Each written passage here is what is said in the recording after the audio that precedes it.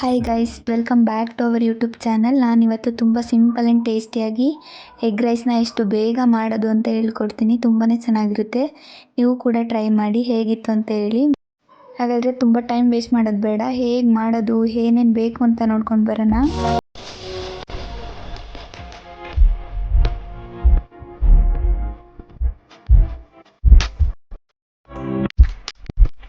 ಮೊದಲು ಒಂದು ಬಾಣಲಿಗೆ 2 ಸ್ಪೂನಷ್ಟು ಆಯಿಲ್ನ ಹಾಕ್ಕೊತಾ ಇದ್ದೀನಿ.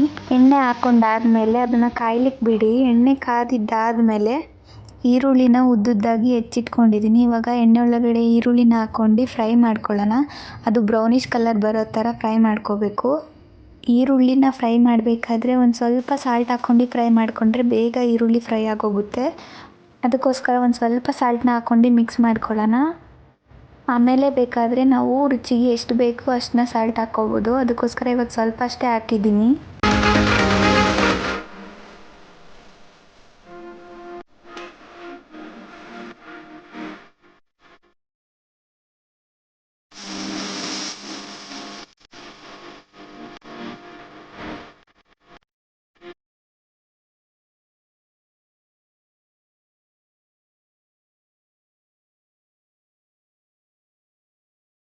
ಈರುಳ್ಳಿ ಇಷ್ಟು ಫ್ರೈ ಆದಮೇಲೆ 2 ಸ್ಪೂನಷ್ಟು ಚಿಲ್ಲಿ ಪೌಡರ್ನ ಹಾಕ್ಕೊಳ್ಳೋಣ.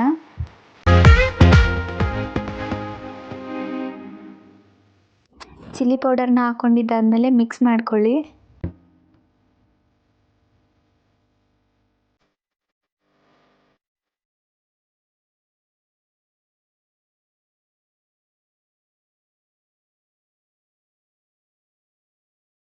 ಇವಾಗ ಇದಕ್ಕೆ ತೇಜು ಗರಂ ಮಸಾಲಾನ ಹಾಕ್ಕೊತಾ ಇದ್ದೀನಿ. ಸ್ವಲ್ಪ ಗರಂ ಮಸಾಲಾನ ಹಾಕ್ಕೊಂಡಿದ್ದಾದಮೇಲೆ ಮಿಕ್ಸ್ ಮಾಡ್ಕೊಂಡು 1 ನಿಮಿಷ ಬೇಯಿಸ್ಕೊಳ್ಳಿ.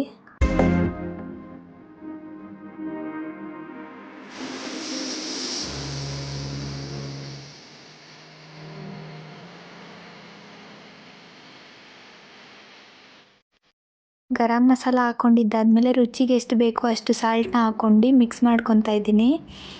ಮತ್ತು ಇಲ್ಲಿ ನಾನು ಒಂದು 5 ಮೊಟ್ಟೆನ ಎತ್ತಿಟ್ಕೊಂಡಿದ್ದೀನಿ. ನೀವು ಎಷ್ಟು ಬೇಕಾದರೂ ಯೂಸ್ ಮಾಡ್ಬೋದು.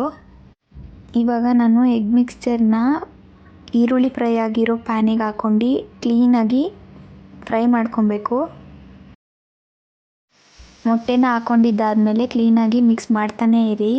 ಕೈ ಹಂಗೆ ಬಿಡಬೇಡಿ, ಬಿಟ್ಟರೆ ಸರಿ ಹೋಗಲ್ಲ. ಅದಕ್ಕೋಸ್ಕರ ಮಿಕ್ಸ್ ಮಾಡ್ಕೊತಾನೆ ಇರಬೇಕು. ಮಿಕ್ಸ್ ಮಾಡ್ತಾನೇ ಇದ್ದೀನಿ ನೋಡಿ. ನೀವು ಇದೇ ಥರ ಮಿಕ್ಸ್ ಮಾಡ್ಕೊಳ್ಳಿ. ಅದು ತಳ ಹಿಡಿದೇ ಇರೋ ಥರ ನೀಟಾಗಿ ಮಿಕ್ಸ್ ಮಾಡ್ಕೊತಾ ಬನ್ನಿ.